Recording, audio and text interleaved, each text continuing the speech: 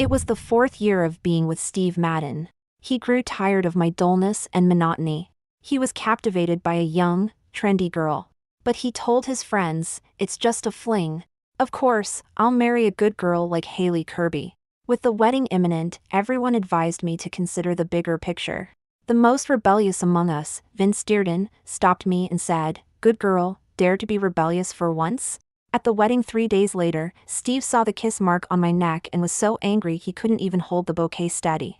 I smiled faintly. "It's just a fling, why are you so mad? Besides, after tasting it, I realized you're quite boring, not as exciting as him." After arriving at the bar, I stood dumbfounded outside the private room, staring at the scene inside. I had never seen Steve Madden like this. Always elegant and gentlemanly, the young master of the Madden family was now with his shirt buttons undone, lazily leaning on the sofa.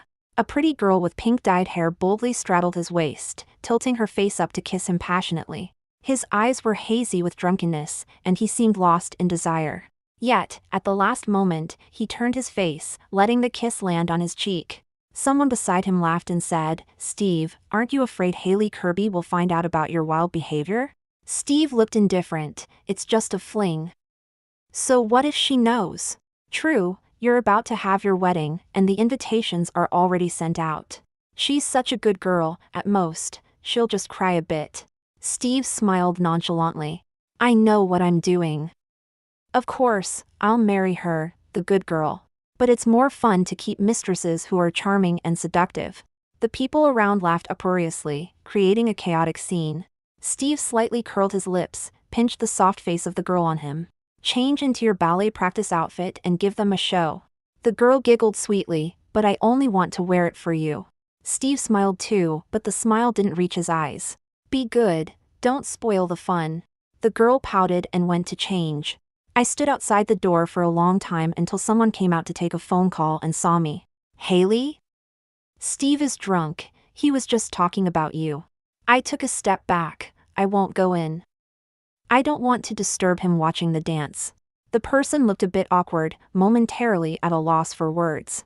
This was probably the first time I had shown any temper, which surprised him. As they said, I was known in our circle as a good girl.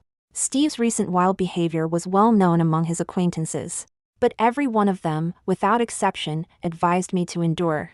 How can men not have wandering hearts? "At least Steve is attentive to you. The wedding is coming up soon, you need to think about the big picture and the reputation of both families." I found it laughable.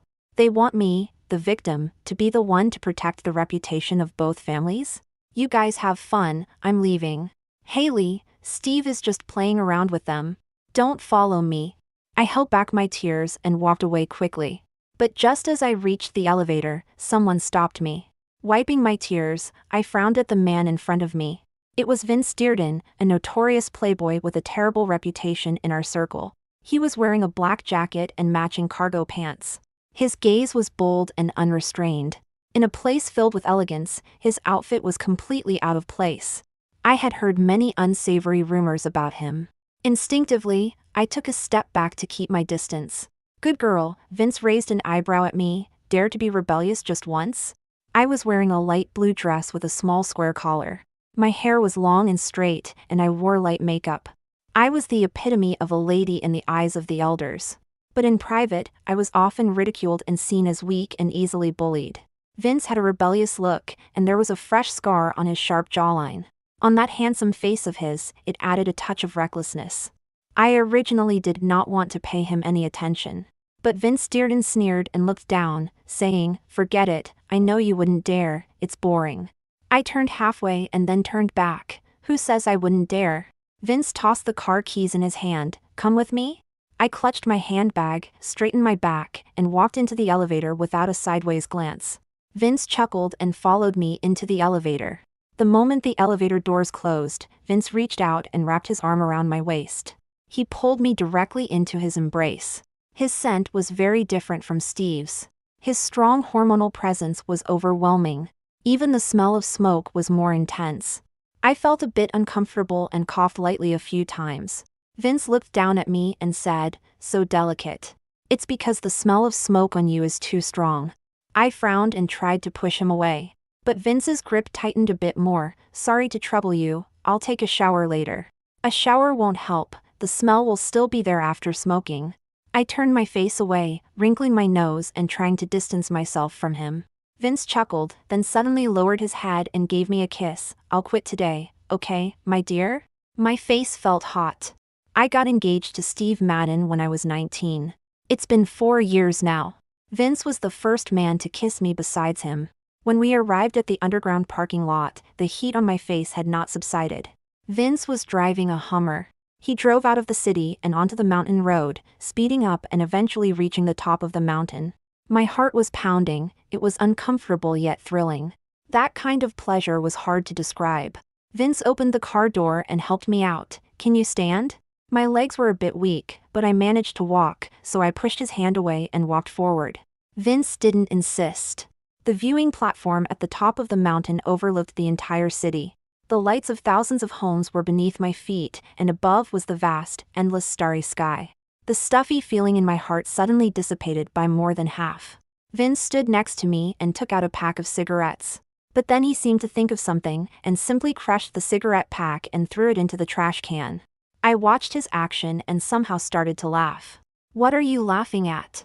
Vince's tone was a bit fierce. He turned around, reached out, and pinched my jaw. Haley Kirby, if you laugh like that, I won't be able to resist taking you right here. I heard that Vince had a string of girlfriends since middle school. He's a fickle person, always playing around. But he happens to have a charming appearance, and many girls cry and beg to be with him.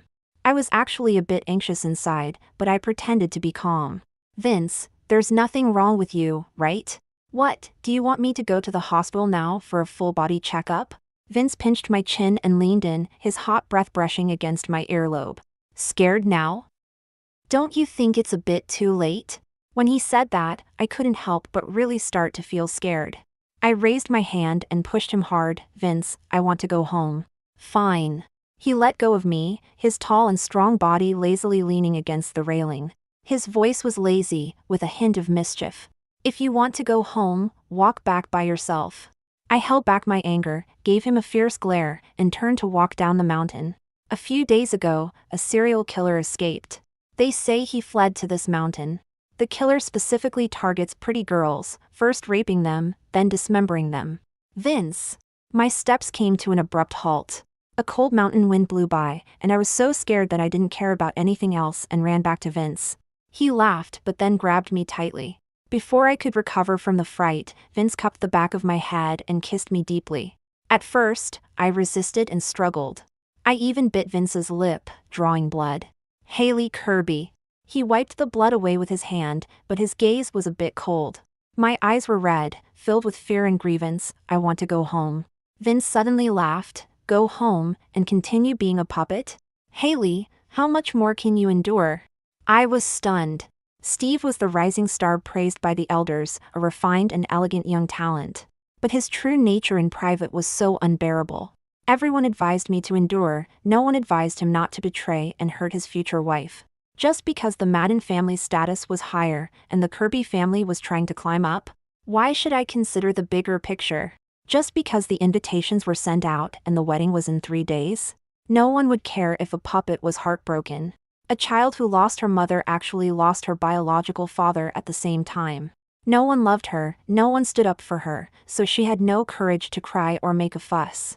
Haley, Vince's rough finger pads wiped away the tear stains from the corners of my eyes. When he lowered his head to kiss me again, I heard a very soft sentence, "Don't cry, from now on, I'll take care of you." Vince took me back to his place. He lived alone in a luxurious penthouse in the city center.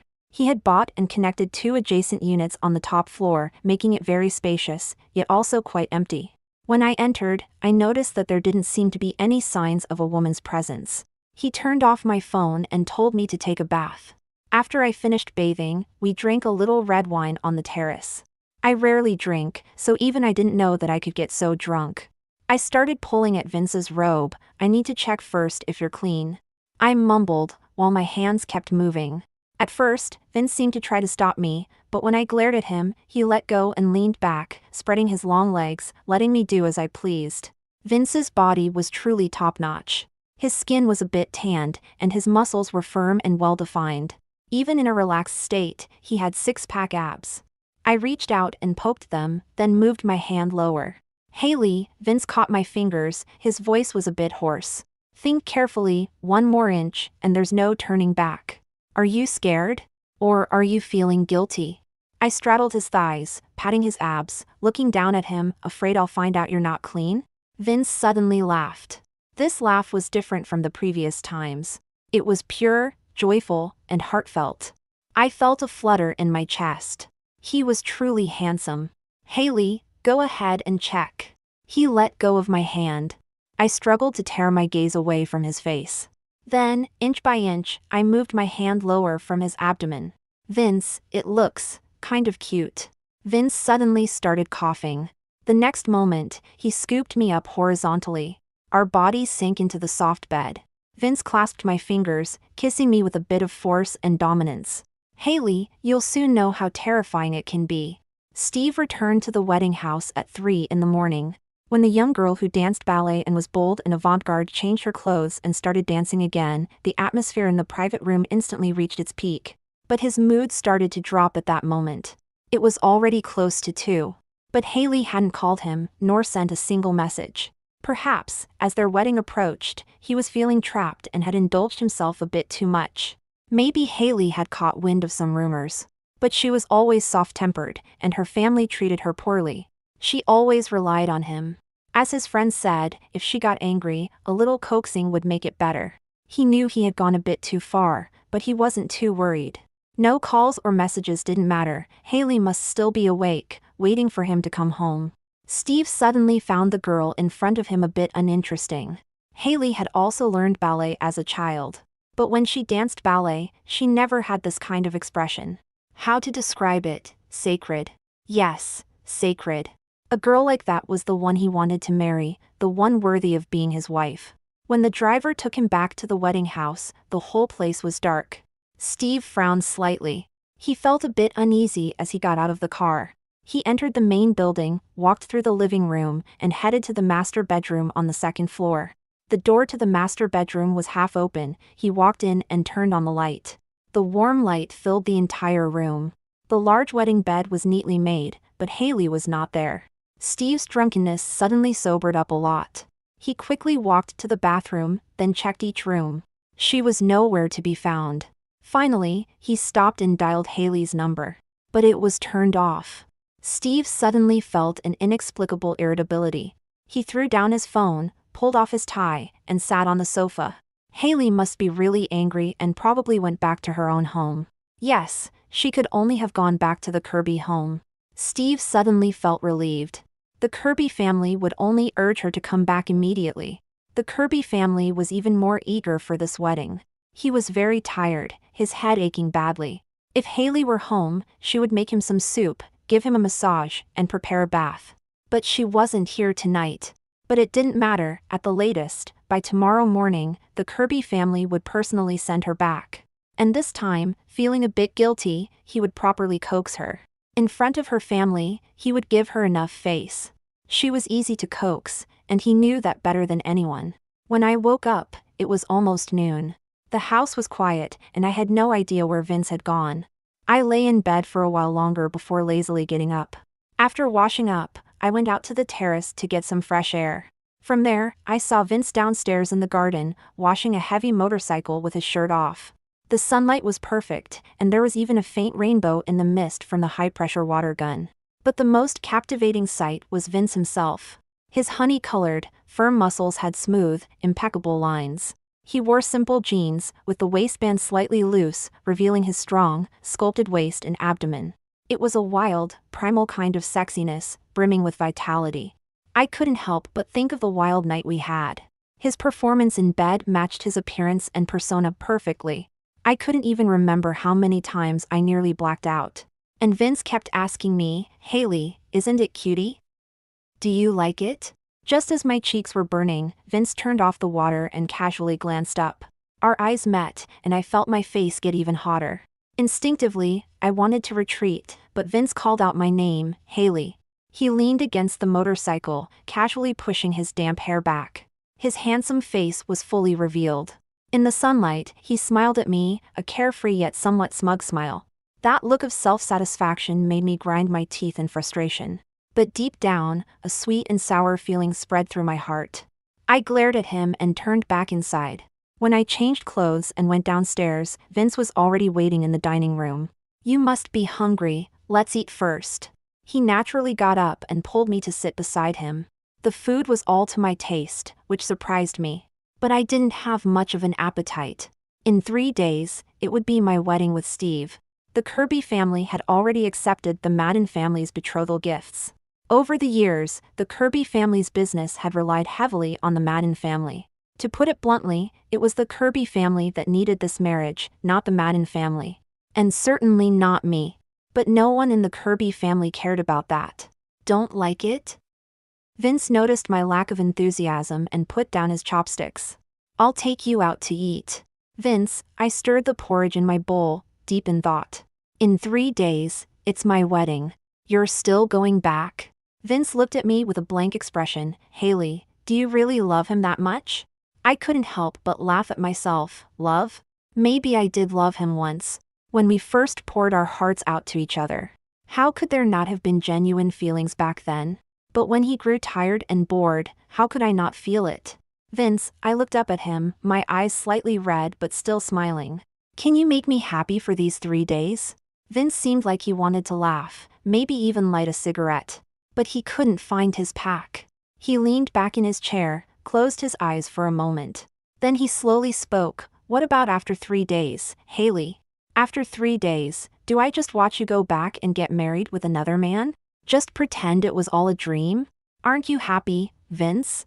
I asked quietly, clearly lacking confidence. Vince laughed this time. "Haley, of course, I'm happy. Isn't that the best of both worlds?" I pretended to be carefree. "The best of both worlds," Vince muttered softly, his eyes fixed on my face. His smile turned back into that previous one. "Haley, whatever you say, as long as you're happy." That night, Vince took me out for a ride on his motorcycle. We rode through the entire city, oblivious to everyone around us. Hidden under the helmet, there was nothing to worry about. I had never felt my soul so free before. As I waved my arms and shouted without a care in the world, the Haley Kirby who was always bound by strict manners seemed to break free from another layer of her cocoon. And little did I know, while I was enjoying my last moments of freedom, my fiancé Steve Madden, who had long lost any feelings for me, would become restless because I had been out of touch for a whole day and night. The last time he called and Haley's phone was still off, Steve got up and left their wedding room, meeting friends late at night. The girl who danced ballet that night was named Jenna. Originally, Steve left halfway through the event, not very interested. Jenna thought he wouldn't look for her again, but to her surprise, Steve came to her college to pick her up late at night. As they left the dorm, Jenna had an evil thought. Steve was generous, but he was about to get married. Jenna could sense that Steve was only temporarily interested in her. One day, he would discard her like an old shoe. But Jenna was well aware that she couldn't find a man with better conditions than Steve. She wanted to make a big score, to ensure a comfortable life for herself and her child. Even if she couldn't keep the baby, she could still demand a huge sum of money. Tonight, it seemed like even the gods were helping her, as she was ovulating. After leaving the dorm, Jenna took out the condoms she had prepared in advance. She carefully poked holes in them one by one. Perhaps because she was still a student, Steve didn't guard against her much. And she was determined to seize this opportunity. After a few rounds of drinks, Steve still couldn't muster any enthusiasm. "Steve, did your fiancé cause trouble when you got back last night?" Steve glanced at the man slumped on the sofa. "She dares to cause trouble with me? That's good. I thought your fiancé would have cried and fought with you after seeing you fooling around with another girl. I didn't expect your fiancé to have such a good temper, to tolerate all this." Steve suddenly put down his glass. "Did Haley come by last night?" "Yeah, I ran into her when I went out to take a call. We exchanged a few words." "Did she cry?" "She seemed to have cried. Her eyes were really red." Steve felt most of his displeasure dissipate in an instant. So she was really jealous and angry this time. That's why she hid away and turned off her phone. Steve's mood improved, and even Jenna beside him seemed more pleasing to the eye. This girl had used some kind of perfume tonight that almost made him lose control. Steve pulled her into his arms, and Jenna straddled him. Mr. Madden, you won't leave me behind tonight, will you? He pinched Jenna's cheek. Tonight is the last time, let's have a good time. Why the last time? Because the day after tomorrow, I'm getting married. So what if you're getting married? Does that mean you won't come out to play anymore? Steve chuckled, pulling Jenna up with him. Of course, once I'm married, I won't play around anymore. He then looked back at the people in the room. Did you all hear that? He smiled somewhat roguishly, but there was a hint of serious humor in his voice. From now on, I'll only have my wife. When Steve and Jenna were messing around, Vince took me to a small competition. Those racers all had their girlfriends with them. Naturally, Vince brought me along too. Vince, why are you making an exception this time? Yeah, Vince, you never bring women along before. Vince picked up his helmet and pretended to hit them. The guy screamed and hid behind me. Help, Vince's girlfriend. I was stunned for a moment and instinctively wanted to explain. But Vince glanced at me, reached out, and pulled me over. Don't tease her, she's shy. Vince, so you do have a soft spot for beauty. That's because his girlfriend is too beautiful. All right, the race is about to start. Vince ignored them, picked up the helmet, and helped me put it on. The car might go very fast later. If you get scared, just tell me to stop. I'm not scared. Vince looked up at me, gave a roguish smile. Then if you get scared, just hold on to me.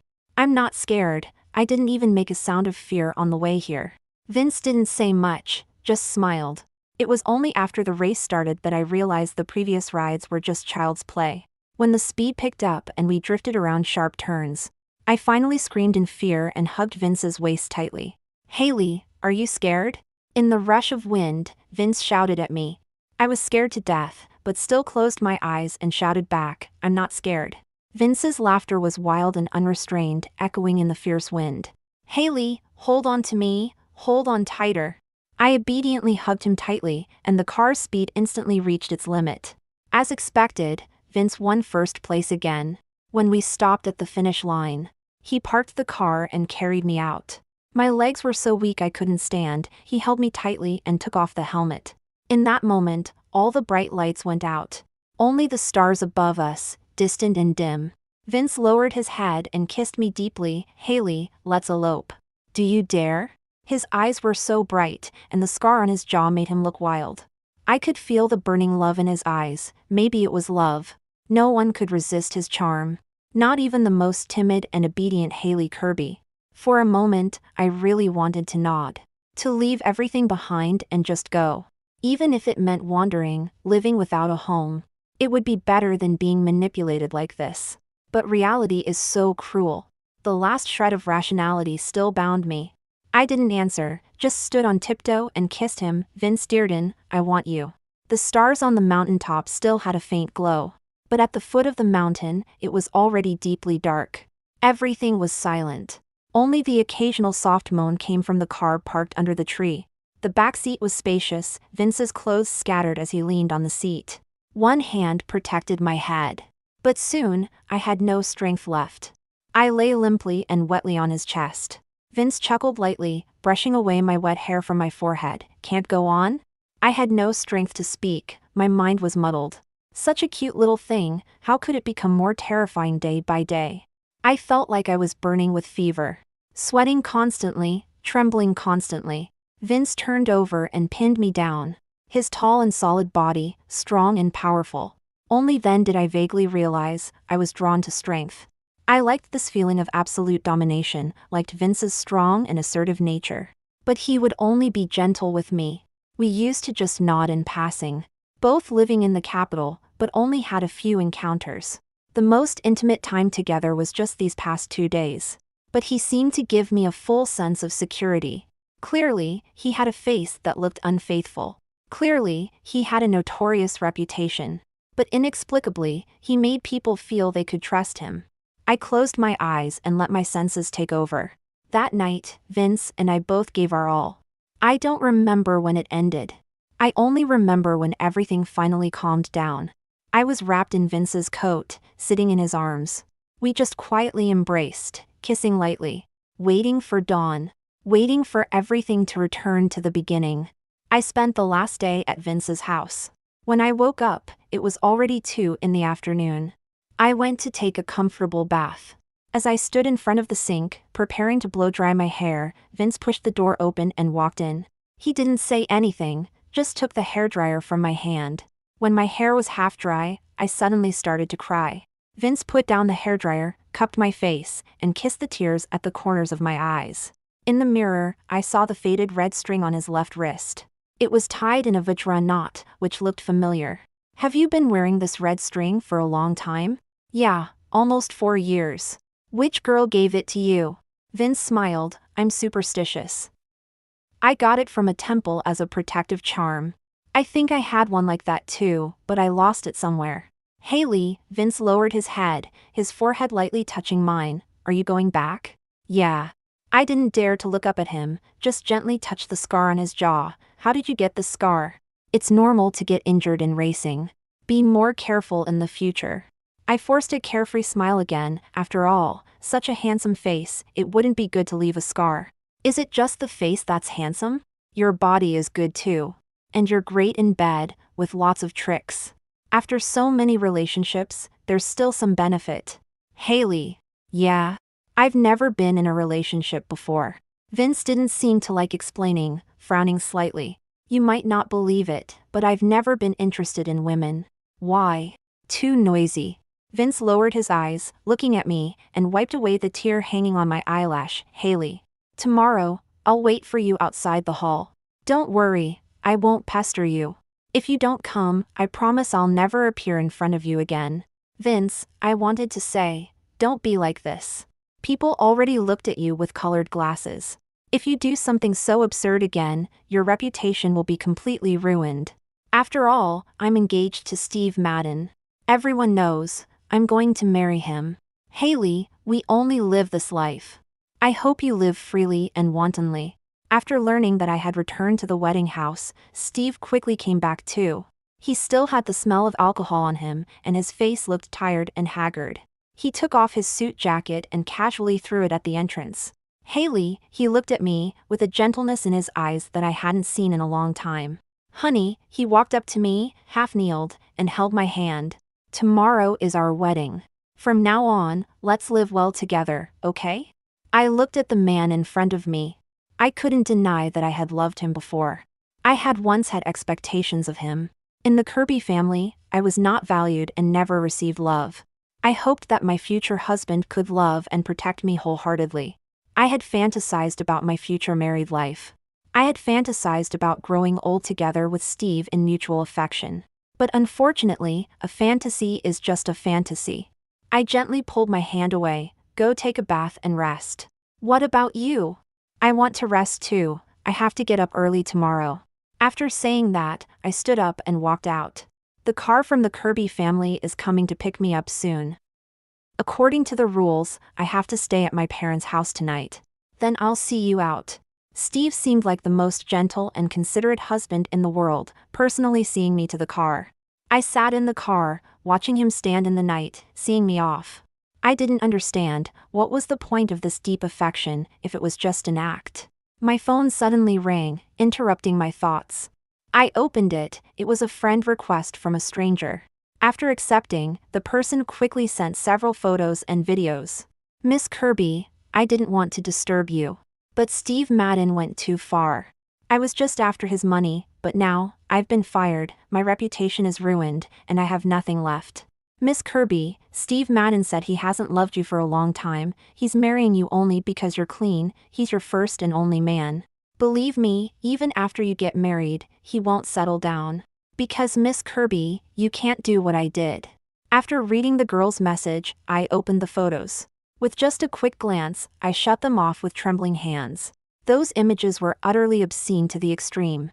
In Steve's eyes, because he paid, he could do whatever he wanted with those girls. Should I thank him for not loving me, but still respecting me as his wife, and not doing such disgusting things to me? On the day of the wedding, I woke up very early. And I finally made up my mind. After getting ready, I took out some documents from the room safe. Then, I knocked on my father and stepmother's door. My biological mother came from a scholarly family, but she passed away not long after giving birth to me. She left me a small portion of the Kirby family's shares. and some jewelry that my maternal grandfather's family had given her as dowry when she married. I kept her favorite pair of white jade bracelets, which she never took off. The rest, I gave to them. The Kirby family has raised me for 23 years. Consider these things as my repayment for the upbringing. My father and stepmother were both very surprised, because they had long wanted the inheritance my mother left me. But I had always refused to give in. I always felt that this was the last memory my mother left me, and I had to hold on to it. But now I had come to understand. My mother died of depression. It was clear that the Kirby family was not a good place to end up. Being a daughter of the Kirby family was not a good thing. But just as they always said, since I had enjoyed 20-some years of wealth and protection, I naturally should make sacrifices for the Kirby family. But now, with everything given to them, I no longer owe the Kirby family. The dowry from the Madden family was not in my hands. The Madden family's business helped to the Kirby family benefited my father and stepmother, and my stepmother's son. So, I also did not owe the Madden family.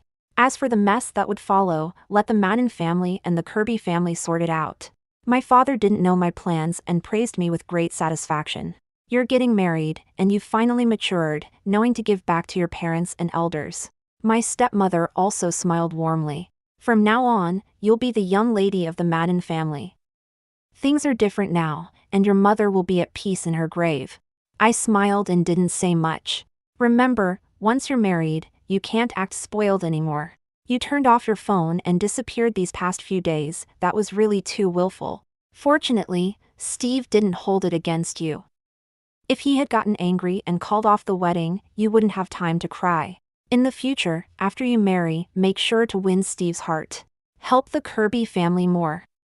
If your maternal family is well, your own life will be better too. For the first time, my father looked at me with complete satisfaction. Maybe in his eyes, I was the most successful product he ever sold. And never his own flesh and blood. A living person, with feelings that could be hurt and saddened. There were 30 minutes left until the wedding. I took off my shawl. The wedding dress was beautiful and intricate, revealing my shoulders, neck, and entire back. The makeup artist smiled and said, "Miss Kirby, let me cover this mark here for you." She pointed to the love bite on my neck. "You and Mr. Madden are really in love." But I shook my head. "No need, just leave it as it is." The makeup artist adjusted my veil and dress, handed me the bridal bouquet. I held the bouquet and stood up. The pair of white jade bracelets my mother loved were on my wrists. When I stood up, they clinked together, making a crisp sound. The heavy fog in my heart seemed to be lifted by an invisible hand. Dazzling sunlight shone through the gap. I knew that from this moment on, everything would be different. As I walked out, my phone vibrated slightly. It was a message from Vince. "Haley, I'm waiting for you." I didn't reply, put the phone back in my handbag, and stepped out of the dressing room. From a distance, I saw Steve Madden. And he saw me too. I saw the amazement and joy in his eyes. The groom, as handsome as ever, looked even more dashing on this triumphant day. I stopped in my tracks, and for a moment, it felt like I was back in the year we got engaged. It was my mother's death anniversary. Steve accompanied me to the temple. I had personally woven a red string with a diamond knot and had it blessed by the temple's abbot.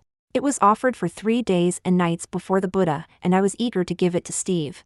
But he didn't believe in such things and didn't seem to value my gesture. He just looked at it and didn't have any intention of wearing it. I was a bit disappointed at the time, but I also thought that most men didn't like these things. It was normal. I shouldn't force others to cater to my preferences. That red string was later hung on the wishing tree in the temple, along with my wish plaque. To this day, I still clearly remember the wish I made. "May I find someone whose heart will stay with mine, and we will never part."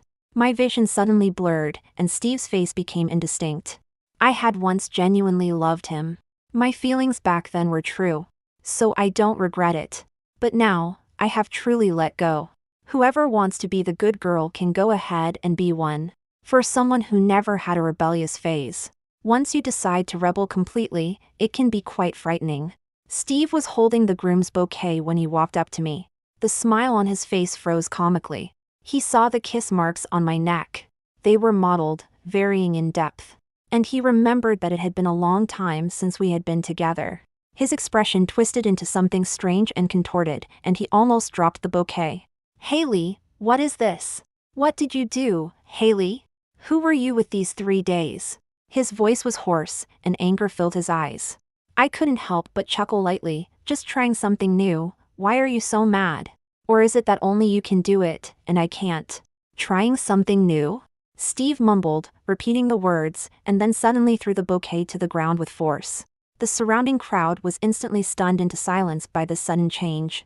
The elders of the Kirby and Madden families all looked over. I raised an eyebrow slightly, my smile calm. Yeah, didn't you try it? Got addicted, didn't you? Haley Kirby. I took a slow step back. I tried it too. And after trying it, I realized you're actually pretty boring, not as exciting as him. So, I placed the bouquet on the ground and looked at him with an even deeper smile. Steve Madden, I won't marry you. As I finished saying this, there was a momentary buzzing in my ears. Then, as if I had gone deaf, the whole world was deathly silent. But after the silence, the world became vibrant again. I felt the last layer of my cocoon completely peel away. My body and soul felt incredibly free. I turned and walked out. The expressions on the faces of the Kirby family were spectacular. My father and stepmother seemed completely stunned, standing there motionless. It wasn't until I had walked far away that my father's angry roar reached me. But I didn't look back. I gathered the complex hem of my wedding dress in my hands. I had secretly swapped my high heels for comfortable sneakers a long time ago. I started running forward, across the smooth, green lawn, through archways entwined with roses. Finally, when I ran out of that big door, I stopped and looked back. The noisy, chaotic crowd seemed like a ridiculous world. Once I ran out of the store, I would never look back again. Vince didn't drive. He was unusually dressed in a black suit, leaning against a heavy motorcycle. This was the first time I had seen him in a suit. The phrase suit thug instantly popped into my head. I had really gone bad. At this moment, what I was thinking was, I really wanted to do it with him in a suit. His hair seemed to be specially styled, looking particularly sharp. It was as if he was the one getting married today, as the groom. I stopped and stood in the sunlight looking at him. And he saw me too. The moment he saw me, he immediately stood up straight. This usually rebellious person was now nervously pressing his lips together. His eyes were filled with joy, disbelief, but mostly tender affection. Haley, he called my name softly. With his long legs, he took a few strides to reach me. The hem of my wedding dress spread out, creating a cascading wave-like arc in the air. The green trees around us swirled, painting spots of color across the blue sky. Vince, I'm so dizzy, please put me down. I almost screamed, holding on to him tightly, trembling as I pleaded. He obediently stopped. But as soon as he did, he kissed me fiercely. Haley, do you know, I didn't sleep at all last night. I finally understand what it means to live each day like a year. Vince held me tightly, as if letting go would make me fly away. From now on, you can't leave my sight for even a minute. Didn't you say you wanted me to live freely and unrestrained? You just live freely and unrestrained, and I'll follow you. Always follow me? Always follow you. Won't you get bored? Won't you get tired? Won't you want to try something new? I've kept myself pure for 26 years, waiting for this day. Only a fool would do something so stupid. So that day was your first time?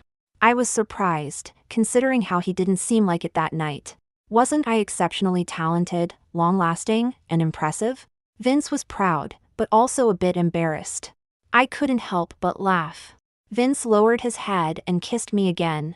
You have no idea how hard I tried to make sure you wouldn't be disappointed, to make you feel good. Then, I'll reward you well tonight. I tilted my face up and kissed him, but you have to wear this suit. When Steve chased after me, he saw me getting on the back of Vince's motorcycle. He was furious, but I calmly flipped him off. The motorcycle roared away, and neither Vince nor I cared if Steve chased us. He drove me through the bustling city, and after a while, he suddenly stopped. It was a very unique custom workshop. Vince took me inside, and a beautiful lady there brought out a handmade wedding dress. It was simple and elegant, with ballet elements subtly incorporated. I fell in love with it at first sight. Vince urged me to try on the wedding dress. After changing into it, the lady named Jenna helped me take down my hair and styled it into a sleek bun.